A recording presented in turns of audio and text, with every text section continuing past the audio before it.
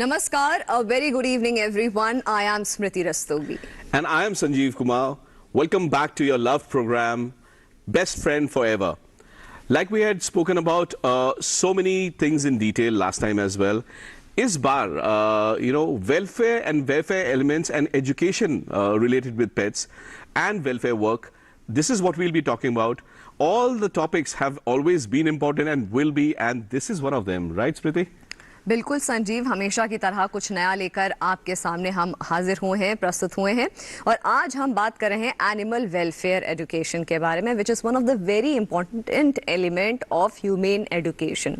बहुत कुछ होता है जो हमें एज अ ह्यूमन बीइंग समझना होगा, हमारी रिस्पॉन्सिबिलिटीज़ हैं जो समझनी होंगी हमें एनिमल्स के लिए, उनके वेलफेयर के लिए, और यही सब कुछ इंटरलिंक्ड होता है आपस में, जो कि हम वेलफेयर के लिए काम करते हैं, एक सोसाइटी के लिए काम करते हैं। तो आज इन्हीं एस्पेक्ट्स पे हमारी चर्चा होगी, डिस्कशन होगा, बात होगी और हमारे साथ स्टूडियो में दो खास मेहमान जुड़ रहे हैं। आइए आपका इंट्रोडक्शन कराते हैं। सबसे पहले वंदना अंचालिया के बारे में थोड़ा सा डिस्कशन हम कर लेते हैं कि she is Kanan animal welfare से ये बिलोंग करती हैं और एक बहुत इंपॉर्टेंट एस्पेक्ट जो इनके करियर का है कि ये ग्लोबल गुडविल एम्बेसडर हैं। आपका बहुत बहुत स्वागत है। Thank you so much. और हमारे साथ है Vasanti Kumar ji is a co-founder straw India human education advocate.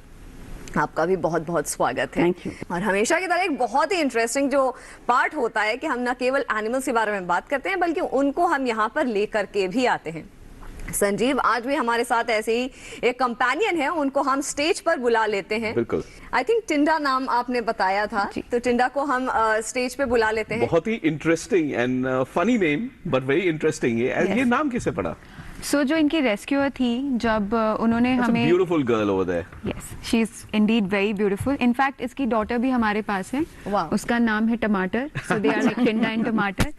तो हमने बहुत कोशिश किया इसको लीला नाम चेंज करने का, but she never listen to Leena, तो we had to keep it to Tinda and we think that suits her because she is very cute. So we chose her for the show because through this show we wanted to tell people ki how good senior dogs can Absolutely. be as companions. She's been at the shelter for last 6 years and we just hope that somebody sees her here and tells her that maybe she could be our forever pet at home. Right, so that was the right. thought behind it when we got her here. So very, very nice. And she's already getting comfortable there. Yes, she's very comfortable with people, very talkative, very friendly, very good dog. जैसे कि वसंती जी, आज का जो हमारा topic है बहुत interesting है ये कि हम एनिमल वेलफेयर एजुकेशन की बात कर रहे हैं, तो आप इसके बारे में कुछ इलैबोरेट करके समझाना चाहेंगे? Human education is a topic which is not very common, not much heard of in India. जी. Though it is much more familiar in the other countries, we try to bring human education here so that it can, we can actually nurture this among the children. Right. What is humane education? Humane education nurtures compassion for animals and the environment. In fact, for all living beings. So it is such an important topic, especially in today's time, when there are accidents and people watch it and walk away. This one brings about a change in people, which allows them to actually become compassionate. आप welfare के लिए काम कर रहे हैं काफी समय से। कितना समय हो चुका है? And how has the journey been? So को around this year we completed 7 years of our existence, and the thought process जब हमने को start किया था तो we realized कि the problem is rescue organizations तो बहुत सारे हैं and बहुत अच्छे rescue organizations भी है, but एक जो चीज़ जो personally मुझे लगा था कि जो lacking है, that was critical care units नहीं थे। अभी भी हम जब स्ट्रे एनिमल को पिकअप करते हैं, हमारा जो थॉट प्रोसेस है वो ये है कि उसको एक मिनिमल केयर मिल जाए, एक मिनिमल ट्रीटमेंट मिल जाए और वो डॉग बच जाए, या वो बिल्ली या कुत्ता जो भी आप रेस्क्यू करते हैं वो बच जाए। बट जैसे ही आप कोई ख़राब केस देखेंगे, जैसे कि ब्रेन डैमेज है या स्कल में फ्रैक्चर्स है या कोई बहुत ज़्यादा अलग टाइप की या बहुत बड़ी बीमारी है, उस चीज़ पे रेस्क्यूज़ मुझे लगता है कि अभी तक उतना अग्रेसिवली वर्क नहीं करना चाहते, बिकॉज उसमें टाइम, उसमें पैसा, उसमें आपकी मेहनत बहुत ज़्यादा है। सो आई फील, और एक एक बहुत प्रैक्टिकली अगर आप सोचे, जिस कंट्री में millions and millions of stray dogs हैं, तो एक प्रायोरिटी भी होती है कि क्या हम 1 लाख रुपए एक स्ट्रे डॉग पे खर्च कर सकते हैं उसकी ब्रेन सर्जरी के लिए? सो मुझे वो गैप फिल करना था, बिकॉज अगर मैं इनको रेस्क्यू कर रही हूँ और अगर मुझे ये डिफ्रेंशिएट करना पड़े कि नहीं ये इलाज सस्ता है इसलिए मैं करा सकती हूँ और ये नहीं करा सकती बिकॉज ये स्ट्रे एनिमल है, तो फिर मेरे रेस्क्यू करने का कोई उस चीज का कोई फायदा नहीं है. So we wanted to fill that gap basically. जब से ये मुहिम शुरू करी है आपने, ये जो आप इस चीज़ में आपने इतनी मेहनत करी है, तब के माइंडसेट से अब के माइंडसेट में जो गैप है कहीं ना कहीं फुल जो ये गैप कम होता हुआ नज़र आपको आया है? बिल्कुल. एंड आई थिंक ये कॉ जब स्टार्ट हुआ था, जब हम इनिशियली पोस्ट करते थे अपने बिल्स के बारे में, तो काफ़ी लोग अग्रेसिवली हमें ये भी कहते थे कि आपने क्या मजाक बना रखा है, 50,000 रुपए इकट्ठे कर रहे हो एक डॉग की सर्जरी के लिए. उन्हें क्योंकि उन्होंने ऐसा देखा नहीं कि ट्रांसप्लांट हो रहा है और इतनी बड़ी सर्जरीज हो रही है, तो उन्हें लगता था कि मतलब एक डॉग के पीछे इतना पैसा क्यों लगा रहे हैं ये. बट आई थिंक जब हमारे वो मिरेकल केसेस होने शुरू हो गए जहाँ पे डॉग्स रिकवर हुए, फिर वो US कनाडा रीहोम हुए, तो एक लोगों का माइंडसेट चेंज हुआ. And that mindset is what we wanted to change, कि नो मैटर वो चाहे मेरे घर की डॉग हो, चाहे वो मेरे शेल्टर की डॉग टिंडा हो, उसको उतना ही हक है फेयर ट्रीटमेंट का, उसको उतना ही हक है चाहे कितने भी पैसे लगे. She deserves the treatment that a normal dog और my pet dog deserves. And we have filled that gap. So Delhi NCR में जब कोई ऐसा बहुत क्रिटिकल केस होगा, तो we are one of the most recommended NGOs and we take a lot of pride in that. How many pets have you been able to get, reallocate and get them adopted till now? So US and Canada we have done about 150 in the last 5-6 years. Yeah, that's really nice. क्योंकि हमारा जो rate of rescue is very low. Surgery वाले जो आपके जो animals होते हैं, जो डॉग्स होते हैं, उनको कितने लोग अडॉप्ट करने आते हैं? सो यही एक बहुत खूबसूरती है ओवरसीज अडॉप्शन की. इंडिया में जिन डॉग्स को जिनके पैर नहीं होते, हाथ नहीं होते, उनको एक तरीके से देखा जाता है कि क्या है, मतलब ये तो डिस्कार्डेड ट्रैश है एक तरीके से. नॉर्मल डॉग को लोग नहीं अडॉप्ट करना चाहते. हाथ पैर कटा हो तो मतलब लोगों को लगेगा ये तो बहुत ही अजीब चीज है.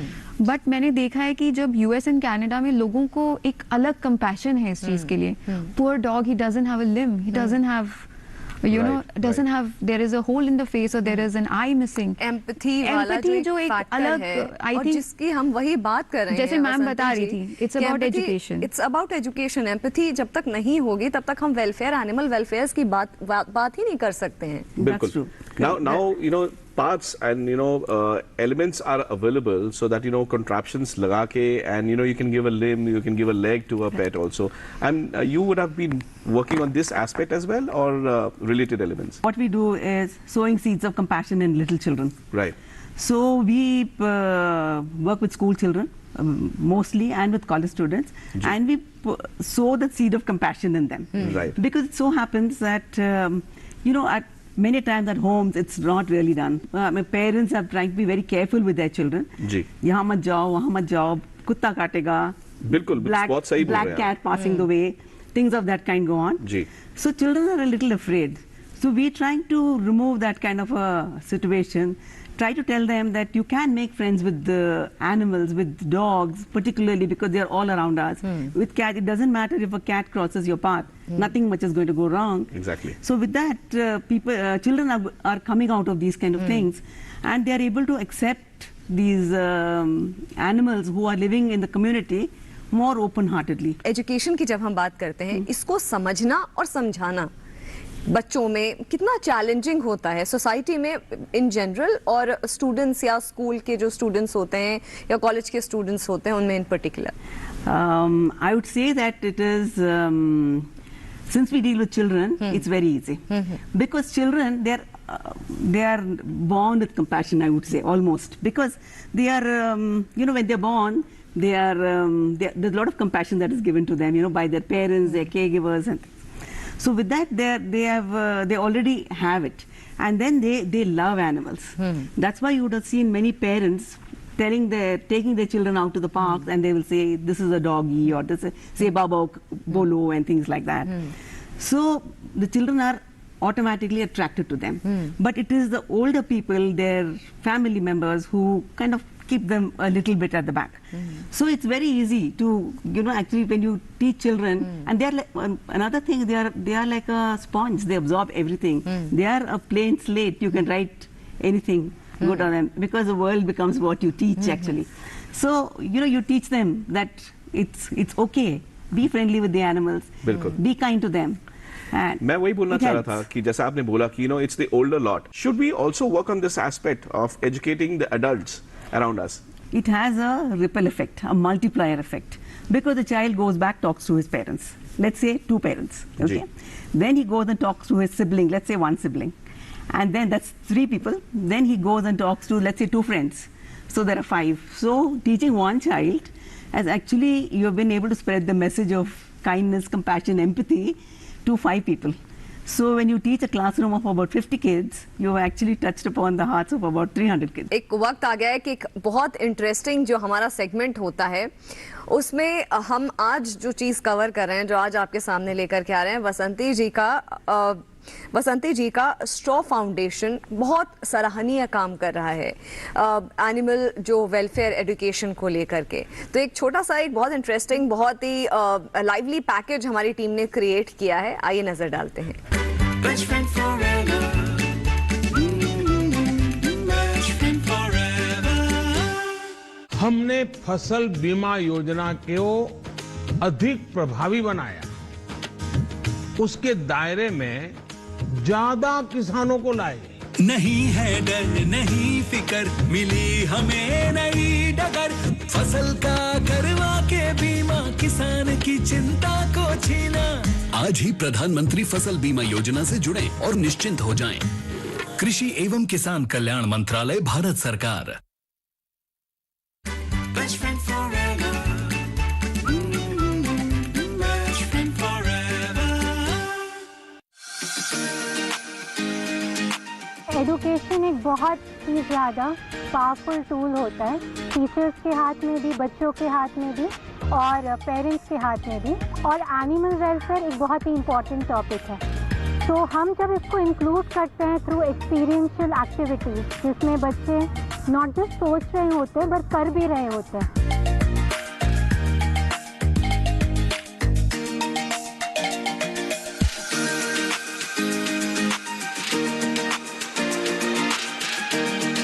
Education is not just about the head, learning facts.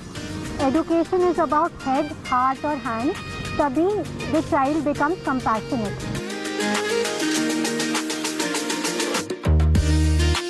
तो जब हम बच्चों को दिखाते हैं कि हाँ ये क्रीचर्स जो भी है, ये नेचर जो है वो भी लिविंग चीज़ है उन्हीं के जैसे, और हम एक साथ रहते हैं, तभी हम उसके लिए कुछ कर पाएंगे, तभी हम कंपैशनेट हो पाएंगे। हम स्टोरीज का प्रयोग करते हैं, हम आर्ट्स का यूज़ करते हैं ताकि हैंड्स ऑन तरीके से बच्चे सोच सके और कर सके। आज ये जो कहानी है ये 2 छोटे छोटे पक्षियों की है। एक भूरे रंग की पक्षी थी और एक सफेद रंग की पक्षी थी। ये दोनों एक किसान के घर में रहते थे। तो वो जब थोड़े से बड़े हुए वो उनको मार्केट लेके चला गया। सफेद रंग की पक्षी को देख के सब ने कहा, अरे ये तो कितना सुंदर है, इसको हम खरीदते हैं करके उसकी बहुत मुंह मांगी दाम मिल गई। लेकिन जो भूरे रंग की पक्षी थी किसी ने उसको नहीं खरीदा। तो उसने क्या किया, उसको आजाद कर दिया। आजाद करके ये पक्षी इधर उधर भटकता रहा। वो जाके अपने भाई को बहुत वो मिस करता। तो वो गया जहाँ पे उसका भाई सफेद वाली पक्षी थी और उधर जाके उसने उसको पूछा, अरे भाई तुम्हें तो इतना अच्छा मकान मिला है। सफेद पक्षी ने हंस के कहा, देखा मेरे पास सब कुछ है, आलीशान बंगला है, पिंजरा है सोने का, तुम्हारे पास तो कुछ भी नहीं है, खाने के लिए भटकना पड़ेगा तुम्हें। तो भूरे पक्षी को बहुत बहुत बुरा लगा। वो वहाँ से उड़ता गया और बहुत सालों बाद वापस लौटा। वापस लौटने के बाद उसने सफेद पक्षी से पूछा कि अरे तुम्हारा कैसा चल रहा है। उसने कहा, देखो मेरे पास तो अभी भी वो पिंजरा है, लेकिन तुमसे ज्यादा खुश मैं हूँ क्योंकि मेरे पास उड़ने के लिए खुला आसमान है। मैं यहाँ वहाँ जाके नए नए मैंने दोस्त बनाए। जब हम स्टोरीज उनको सुनाते हैं हम ऑल्सो एक पॉजिटिव टोन रखते हैं ताकि बच्चे एक प्रॉब्लम सॉल्विंग अप्रोच रख सके। तो आप मुझे बताओ, आपने इस कहानी से क्या सीखा? चिड़ियों का पंख इसीलिए तो मिलता है कि हम उड़ सकें, खुली आसमान में कहीं भी जा सकें, और पिंजरे में रहने से तो हम मतलब कुछ भी नहीं देख पाते हैं, जैसे किसी का वो गुलाम बन जाता है, ऐसा हो जाता है। एनिमल क्रूएल्टी को उनको अवेयर कराना एक बहुत ज़रूरी चीज़ है, जो हम उनको स्टोरीज के माध्यम से कराते हैं। पिंजरे में अपना घोंसला बना सकती हैं क्या पक्षियाँ? नहीं मैम, बच्चे खुले मैदान में उड़ना चाहिए, वो अब उनको आज़ादी नहीं मिल पाएगी। In compassionately, the difficulties that we face is basically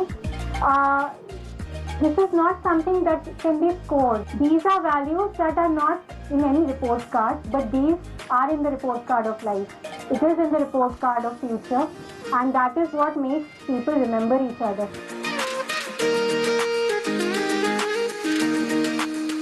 इंसानों को एनिमल डॉक्टर बन के इन जानवरों को हम एक पहली बात तो सबसे बड़ी मदद कर सकते हैं कि इन्हें बीमारियों से या बहुत सारी इन्हें बीमारियां होती है, चोट लग जाती है, तो हम इंसान वहाँ पर इनके बहुत ज़्यादा हेल्प करके बचा सकते हैं।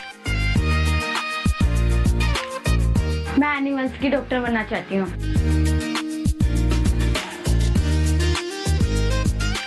तो अभी हमने देखा कि किस तरह से वसंती जी जो लगातार एक मुहिम उन्होंने चलाई हुई है कि एम्पैथी क्रिएट करना बच्चों में, और न केवल तरह तरह के जो वेज हैं, जैसे कि स्टोरी टेलिंग हो गया, क्राफ्टिंग हो गया, उसके जरिए बच्चों में एक सेंस ऑफ रिस्पॉन्सिबिलिटी, एक सेंस ऑफ एम्पैथी क्रिएट करना, वाकई में दिस इज वेरी कमेंडेबल। वसंती जी, बाहर के कंट्रीज में एक्चुअली डिटेलिंग भी की जाती है कि कौन सा पेट किस फैमिली के पास जाना चाहिए, वो पेट के फैमिली जो वुड बी फैमिली है उनके रिसोर्सेज क्या हैं, उनके मीन्स क्या हैं, कितने लोग हैं, क्या वो केयर कर पाएंगे पेट के बारे में।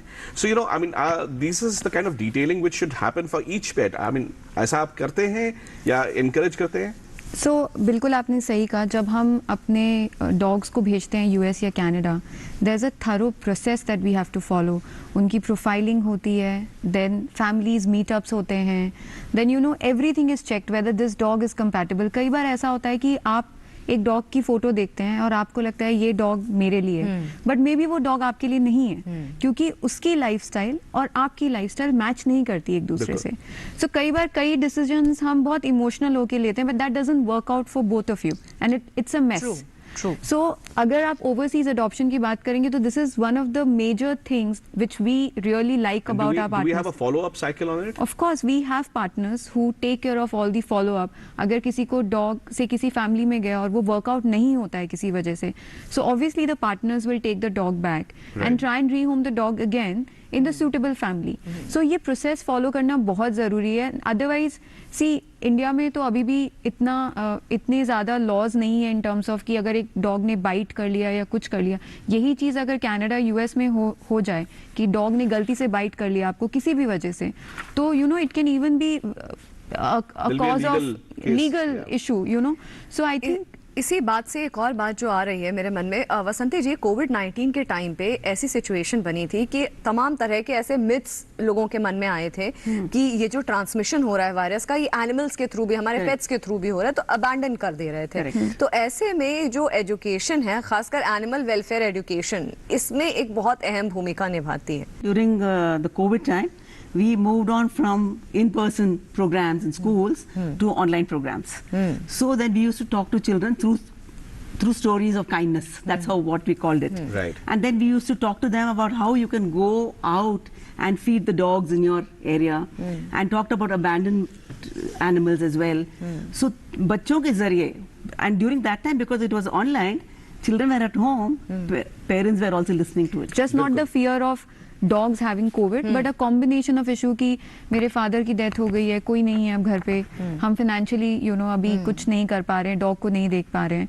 सो there were lot of combination issues, but again कॉ इज अ मेडिकल सेंटर, तो हमारे लिए इतना पॉसिबल नहीं है कि हम अबैंडन डॉग, हेल्दी डॉग्स नहीं ले सकते, because we don't have a century. ऐसे में जो एजुकेशन की बात करें वसंती जी, ये एजुकेशन होना बहुत ज़रूरी है कि एम्पैथाइज करना, चीज़ों को समझना, और क्योंकि हम मिथ्स की बात कर रहे हैं कि कैसे कोविड-19 के टाइम पे तमाम मिथ्स थे, तो एक और बहुत ही प्यारा हमारा एक सेगमेंट होता है हमारे शो में जिसमें हम मिथ्स को बस्ट करते हैं। Hamsters cheeks are big. आइए देखते हैं कि क्या है ये myth buster. Best friend forever. Best friend forever.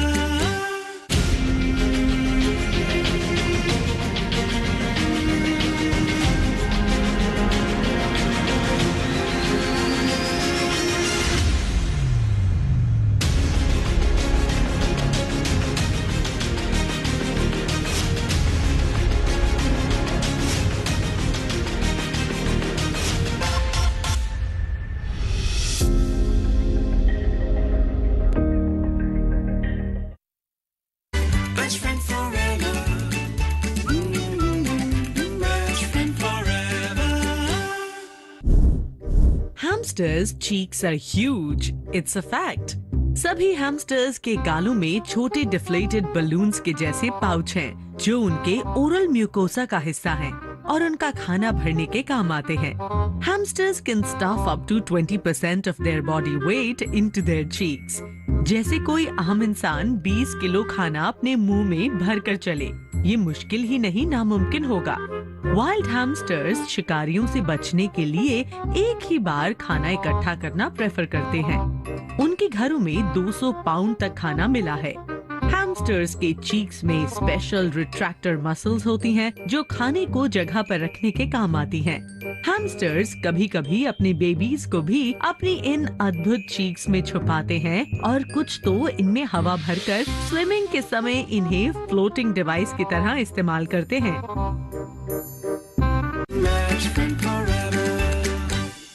जैसा आपने देखा कि मिथ्स एंड फैक्ट्स के बारे में हम हमेशा बात करते आए हैं, एंड जैसा अभी आप स्मृति जैसा बता रहे थे कि कोविड के समय, एंड कोविड अभी भी प्रिवेल कर रहा है, तो मैं सारे दर्शकों को ये जानकारी देना चाहूंगा कि कोरोना कोविड का पेट्स एनिमल से कोई लेना देना नहीं है। कभी भी आप इस बात को लेकर डरिए मत कि वो कभी स्प्रेड करे। आई गेस वसंती जी, क्योंकि शो खत्म करने का टाइम आ गया है, क्योंकि आप इतना अच्छा जो आप काम कर रहे हैं अपने पैकेज में भी हमने देखा कि किस तरीके से आपने विजुअली इतना कुछ करने की कोशिश कर रही हैं, और बच्चों में वो जो रिपल इफेक्ट जिसकी आप बात कर रही थी वो चीज़ दिखाई दे रहा है। क्या क्लोजिंग रिमार्क्स आएंगे एनिमल वेलफेयर एजुकेशन के? आप क्या कहना चाहेंगे हमारे दर्शकों से? I would like, through this platform, I would like to request maybe the government of Delhi, who's doing such a great job with the education. They have what is known as a happiness curriculum. They should include humane education as part of the curriculum. और मुझे लगता है एक जो important takeaways की हम अपने show में बात करते हैं, तो एक बहुत ज़रूरी टेकअवे आज के हमारे शो में ये रहा। फिलहाल नजर डालते हैं कि best pet of the week इस सप्ताह कौन रहा।